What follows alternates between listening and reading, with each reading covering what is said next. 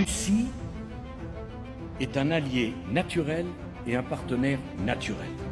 Je ne veux pas que l'on recrée les conditions de la guerre froide qui a fait tant de mal sur le territoire du continent européen.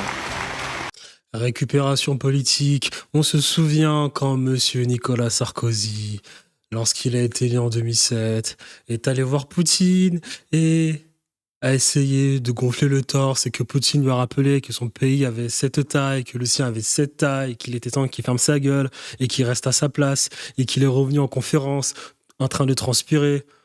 Récupération politique. Là- C'est quand même inquiétant à quel point les gens ont la mémoire courte. Je suis sûr que... On va regarder les commentaires. Macron n'a qu'un seul objectif, satisfaire ses patrons américains. Ah, parce que tu penses que Sarkozy, lui, faisait pas ça. Je ne suis pas fan de Sarkozy, mais la différence entre lui et Macron, c'est que lui est lucide. Non, il n'est pas lucide, c'était un grand corrompu. Sarkozy a complètement raison, la rentrée de l'Ukraine dans l'OTAN ne favorise pas du tout la paix. Je vous rappelle quand même que la France a été vendue aux Américains totalement. Je dis bien totalement. En fait, le processus s'est accéléré lorsque Chirac a quitté la présidence. Qui a remplacé Chirac après la présidence ? Sarkozy. Donc, c'est moyen. Les gens, vraiment, ils ont la mémoire très courte. Très courte. La Russie est grande comme 46 fois la France, à 2 fois la superficie des États-Unis d'Amérique, à 150 millions d'habitants. Dans l'histoire de l'humanité, jamais un pays qui n'avait pas la population pour occuper son territoire n'a été envahir le territoire d'à côté. Expliquer que la Russie va envahir l'Ukraine, c'est une méconnaissance totale de l'histoire, de la démographie. Vous remarquerez aussi à quel point c'est incroyable, à quel point les présidents sont lucides, à quel point les présidents sortent des vérités, à quel point les présidents pensent comme le peuple une fois qu'ils ne sont plus présidents. Il y a une interview qui tourne de François Fillon qui disait qu'il avait parlé aux Iraniens et que les Iraniens étaient en train de dire à François Fillon il faut que les Israéliens arrêtent de déranger les Palestiniens et que François Fillon disait écoutez, c'est leur terre et ils ont le droit de la récupérer et que les Iraniens lui ont dit si tout le monde pense comme ça, nous on va essayer de récupérer nos terres en Inde. Et que François Fillon s'est dit il a peut-être raison, tu vois. C'est fou, hein. Sarkozy, il est plus président, il a le bracelet, il sait qu'il a aucune chance, il se représente. Et là, comme par hasard, il pense comme un Français, il pense comme le peuple. Il dit tout haut ce que les gens n'osent pas dire. Bien, ce qu'il n'osait pas dire lorsqu'il était président. C'est fou, hein, à quel point. Et ça stimule les gens. Tu vois, là, il est en train de faire un discours où il a fait de la statistique démographique. Waouh, incroyable. Hein. Putain, sur 68 millions de Français. Personne n'était au courant que la Russie était le plus grand du monde. Il fait du sensationnalisme, il nous sort des vérités. Il n'a rien fait durant sa présidence. Waouh! Et de la volonté des dirigeants russes. L'Ukraine est un grand pays de 42 millions d'habitants, dont 30% est russophone. L'Ukraine est un pont entre l'Europe et la Russie.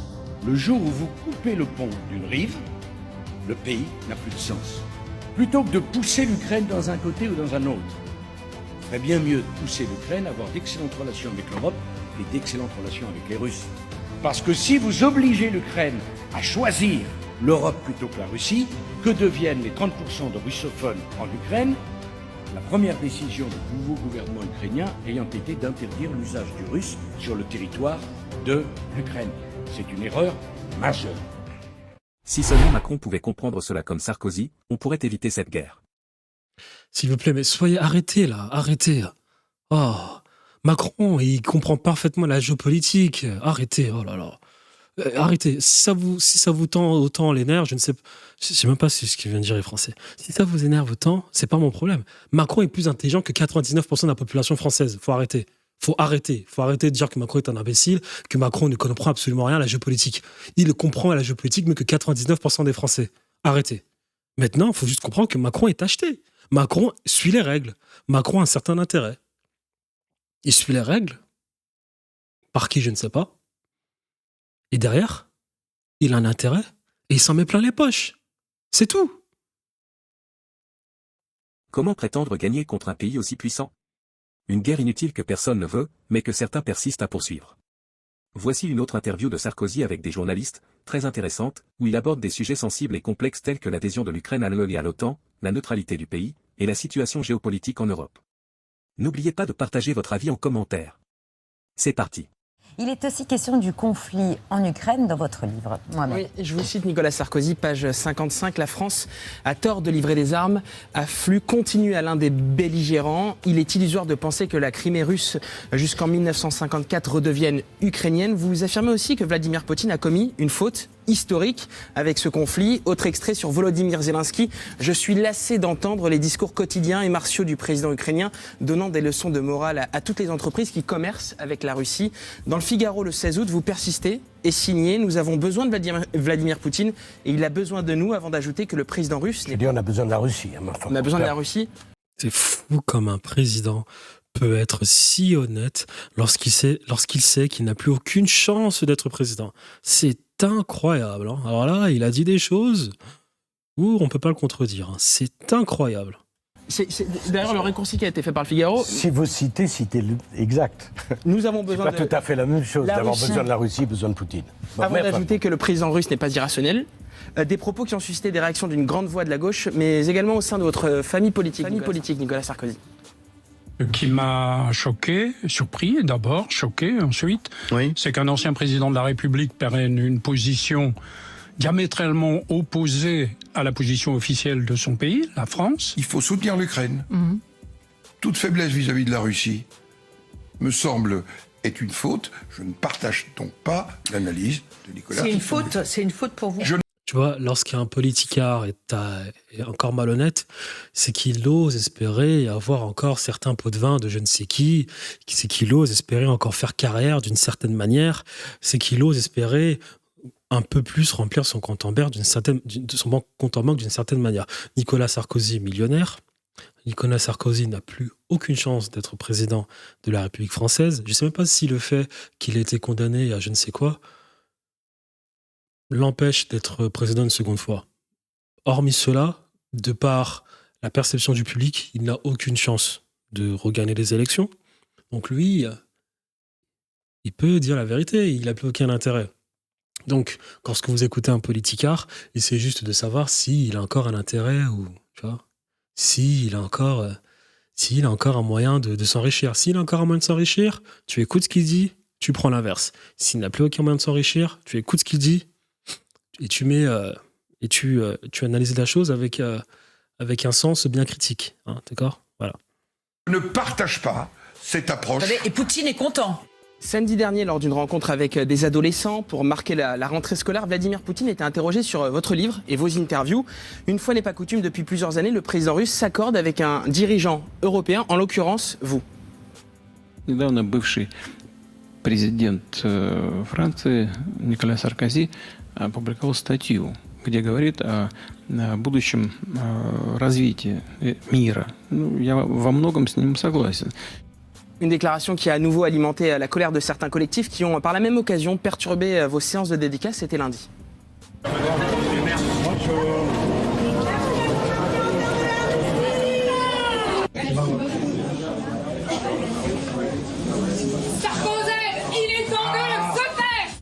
Nicolas Sarkozy, en tant qu'ancien président, est-ce que vous ne commettez pas une erreur en allant à rebours de la position d'Emmanuel Macron, de l'État français et de l'Europe ? Non.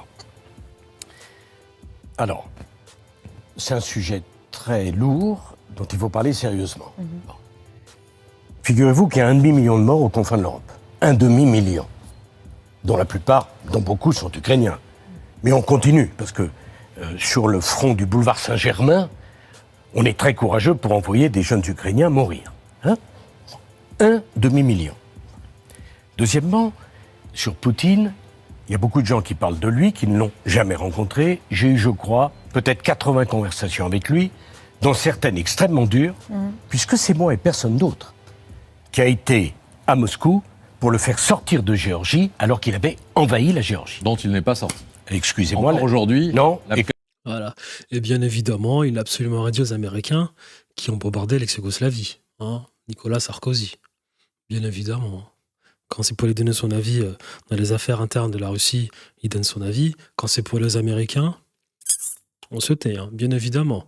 Quand il fallait bombarder la Libye, bien évidemment, hein, quand Kadhafi leur a dit si vous me tuez, ça va être la porte grande ouverte à l'immigration illégale, que les militaires français ont mis en garde Sarkozy sur ce risque de tuer Sarkozy, de tuer Kadhafi, il n'a pas écouté. Hein. Il s'est très vite empressé de ramener un missionnaire de l'entreprise Total pour aller signer de nouveaux contrats avec Kadhafi. Hein. Kadhafi qui lui a donné le flous pour sa campagne présidentielle. Hein. C'est voilà les politiques. Les politiques. L'Abkhazie et l'Ossétie sont Non, toujours... non, excusez-moi, la Géorgie est un pays libre. Si vous voulez rentrer dans le détail, je vous rappelle que l'Abkhazie, c'est la patrie de naissance de Staline, et c'est l'endroit où tous les hiérarques... J'espère aussi qu'il considère que la Côte d'Ivoire est un pays libre. Hein, quand il a envoyé l'armée française, en 2011, aller chercher Gbagbo. Hein, parce qu'il a vu ses intérêts... tu vois bon. du Parti communiste allait passer ses vacances. C'est une région complexe. La Géorgie est libre. Alors, il y a le problème de l'Ossétie et de l'Abkhazie, l'Ossétie du Nord et l'Ossétie du Sud, mais c'est un autre sujet. Si vous voulez un jour, vous m'invitez, on en parlera. Mais c'est moi qui m'y suis opposé. Et en 8 jours, les chars russes, qui étaient à 25 km de Tbilissi, sont sortis. Sont sortis à 95% du territoire, pas à 100%, je vous en donne acte, mais sont sortis. Bon. Et à l'époque, tout le monde était bien content que j'ai pris le risque d'aller à Moscou. Tout le monde était bien content que Sarkozy ait pris le risque d'aller à Moscou. Bizarrement, Sarkozy n'a pas été réélu pour une seconde fois, hein, pour un deuxième mandat. On va savoir pourquoi. Pourquoi ? Parce que la France était bien trop gauchiste, hein, et qu'il fallait que François Hollande remplace Sarkozy. Sarkozy, bizarrement, il n'a pas fait de mandat. Hein. Et les 8 heures de discussion avec Poutine ont été extrêmement dures. Troisième remarque. Dans cette affaire, il y a un agresseur et un agressé. L'agressé, c'est l'Ukraine. L'agresseur, c'est Poutine. C'est vrai. Et qui fonce. Donc je suis pour qu'on donne des garanties de sécurité à l'Ukraine, pays qui doit rester neutre, parce que l'Ukraine est un pont entre le monde slave, la Russie, et nous. Mais quelle Ukraine, quel territoire ukrainien? Attendez, je vais y venir. Ouais. Ça me fait... Deuxièmement, est-ce qu'il faut faire rentrer l'Ukraine dans l'Europe? Ça me rappelle l'affaire de la Turquie. C'était magnifique, de Hollande à Chirac, ils étaient tous d'accord pour faire rentrer la Turquie dans l'Europe. Est-ce que ça fait progresser la paix? Non. Parce que si vous faites rentrer l'Ukraine dans l'Europe, vous renforcez l'Europe américaine, puisque les pays de l'Europe de l'Est sont sous domination américaine. Je suis pour une Europe indépendante. Et nous n'avons pas les mêmes intérêts en la matière que les Américains. Poser ces questions-là, c'est quand même pas un scandale. Est-ce qu'on pourrait les poser au peuple ukrainien? Mais qu'est-ce que vous faites de la volonté des peuples dans cette histoire-là, Monsieur Sarkozy, et volonté qui a sans doute évolué avec l'agression du voisin russe? Il n'est pas question de trouver un accord sans... On rappellera quand même que cette personne ne sait pas ce qu'est l'Ukraine, hein, il n'est jamais allé en Ukraine, il ne sait pas ce que pensent les Ukrainiens, il y a peut-être des Ukrainiens qui sont dans le narratif occidental, hein, mais il y a beaucoup d'Ukrainiens qui parlent russe et qui n'ont aucun problème avec la Russie. Et encore une fois, croire que la Russie est là pour agresser des pays, alors qu'elle a tellement de trucs à gérer en interne, par pitié, cette personne a besoin juste de recevoir son salaire, donc elle suit les ordres. Tant que les Ukrainiens disent ce qu'ils veulent. En l'occurrence, d'ailleurs, les Ukrainiens, c'est les Américains. Parce que vous retirez le soutien américain et vous n'avez malheureusement plus la force nécessaire pour défendre l'Ukraine. C'est incroyable comme un président qui n'a plus aucun intérêt sort des vérités de son petit chapeau de magicien. C'est incroyable. Incroyable. Donc, oui. Mais pour gagner une guerre, l'issue d'une guerre, c'est simple. Soit vous exterminez l'adversaire, soit vous faites un compromis. Il n'y a pas de troisième solution. Ouais, je ne suis pas trop d'accord. La guerre est une expansion de la politique. Hein, on fait juste la guerre pour accélérer les choses. C'est que ça. C'est assez simple. Un compromis territorial, donc. Attendez, un compromis. Exterminer la Russie. Deuxième puissance. Qui va exterminer la Russie, franchement? Qui va exterminer la Russie? Pas l'exterminer, la repousser hors des frontières ukrainiennes. Non. C'est ce que les gens ne comprennent pas, mais même les Américains le savent, mais c'est bon, mais on va pas à la télévision commencer à faire des trucs de politique. Tu penses que les Américains ne le savent pas? qui ne peuvent pas exterminer la Russie. Tout le monde dans le monde, il y a 8 milliards d'habitants dans le monde. Les 8 milliards savent que personne ne peut exterminer la Russie. La Russie peut cependant recevoir, être extrêmement endommagée, son économie, sa population, sa démographie. Oui, mais personne ne peut exterminer la Russie.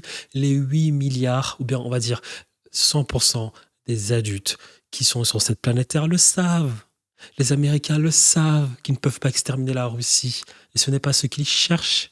Eux, ce qu'ils cherchent, c'est de s'en mettre plein les poches. Hein, en vendant de la dette, en vendant des armes. Les gens passent. C'est tout. C'est tout. Oh. Non, c'est pas comme ça que ça se passera. Parce que pour eux, la Crimée, c'est russe, on peut en discuter jusqu'à plus soif. C'est pas comme ça que ça se passe, c'est la deuxième puissance nucléaire du monde. Si vous voulez qu'on... La première. Danse au bout d'un volcan et qu'on déclenche une guerre nucléaire, tout simplement pour avoir une bonne image et dire on est généreux, on est courageux, sont naturellement courageux au café du Flore, pas courageux d'aller au combat. Quand un empire est en déclin, ce qu'il fait... il devient tout simplement plus agressif. Il vote de plus en plus de lois. Il devient de plus agressif. Il fait la guerre à tout le monde. Hein. Il ne sait plus se faire respecter, donc il utilise la force. C'est exactement ce qui est en train de se passer en France. Hein. Moindre truc en France, on envoie les hommes en bleu faire le nettoyage. On ne sait plus discuter. Donc, soit il y a un nantissement, soit il y a un compromis. Le compromis, quel peut-il être? Excusez-moi, le premier à avoir parlé du compromis, c'est le président ukrainien. Au début du conflit. Non, il a refusé. Alors, il a demandé l'avis aux Américains. Les Américains ont dit non. Et il a obéi de ce pas. Parce que sinon, c'est pas facile pour lui. Hein. Je pense que de Russie à Russie à Moscou, c'est plus proche que de l'Ukraine, Lviv ou Kiev, je sais pas comment ils appellent ça là. À Moscou, c'est bien plus proche. Entre Kiev et Moscou, la distance est bien moindre que celle entre. Alors, pour aller de Kiev à Moscou, c'est bien plus rapide que pour aller de Kiev à Washington. Donc, s'il voulait vraiment la paix, il serait allé voir Marc Poutine directement. Ça aurait été réglé. Hein. En plus, il s'en met plein les poches. Donald Trump l'a dit, c'est le plus grand salesman de tous les temps. Il arrive aux États-Unis, il ressort avec 5 milliards. Qui lui-même a dit, non, faisons un référendum. Bon, l'affaire de l'OTAN... Il y a un rappeur quand même qui a repoussé les élections aussi. Hein.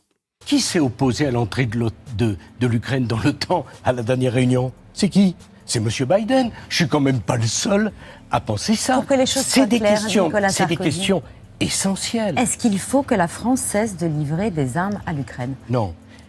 Je pense que la France doit être aux côtés de l'Ukraine, mais que la France a une voix singulière. La France ne peut pas être aux côtés de l'Ukraine. La France devrait calmer les choses des deux côtés, comme a toujours fait la France, qui était, je crois, la première puissance diplomatique et qui est devenue plus que l'ombre d'elle-même. Elle ne doit absolument pas être du côté de l'Ukraine. Déjà, on n'a aucun intérêt en Ukraine. On a plus d'intérêt à commercer ou à faire du business avec les Russes que les Ukrainiens, déjà de base. Maintenant, vu que la France a toujours été une force d'équilibre, alors oui, il faut quand même s'exprimer, faire de la diplomatie et calmer les choses. On est d'accord.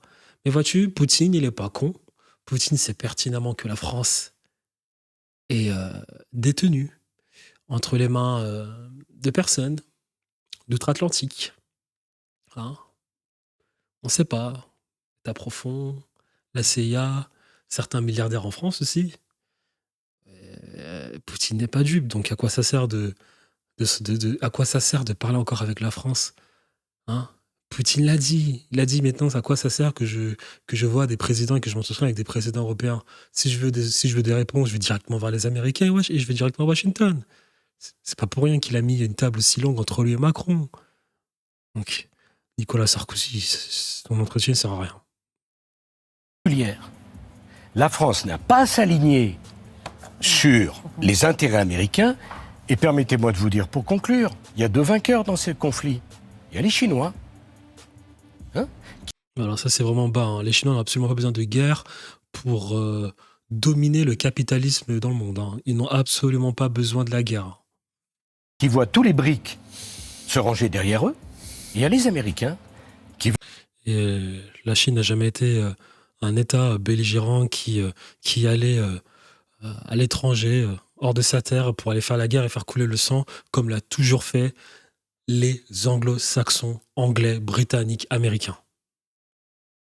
C'est eux qui font couler le sang. Les Chinois, ils n'ont jamais été connus pour faire ce genre de truc. Donc c'est encore petit de sa part. Ils vendent leurs armes. Donc, prix d'énergie, quand le prix d'énergie augmente, c'est le prix du gaz de schiste chez eux qui devient rentable. Et sur les céréales, c'est eux qui les vendent au monde entier.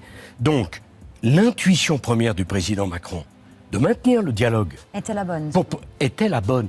Mais après, juste un mot. On peut ne pas être d'accord avec moi. D'autres sujets à vous soumettre. Mais je sais bien, c'est gentil, mais je peux revenir demain si vous voulez m'inviter. Mais c'est des sujets sérieux. On doit les traiter à fond. On doit avoir ce débat. On ne peut pas continuer à faire la guerre en disant simplement plus d'armes, plus de morts, plus d'opposition. On en... Bah si, pourquoi pas, si ça ramène du cash. On fait la guerre, là, let's go. Ça ramène du cash. On fait la guerre. Bon, en tout cas, c'est ce qu'ils font. Moi, je me mets dans leur tête. C'est ce qu'ils sont en train de se dire. Ça ramène du cash. Nous, les Américains, savons pertinemment qu'on ne peut pas, que nous ne pouvons pas éteindre complètement la Russie. Mais, voyez-vous, on a intérêt à faire la guerre aux Russes. Ça nous permet de nous enrichir.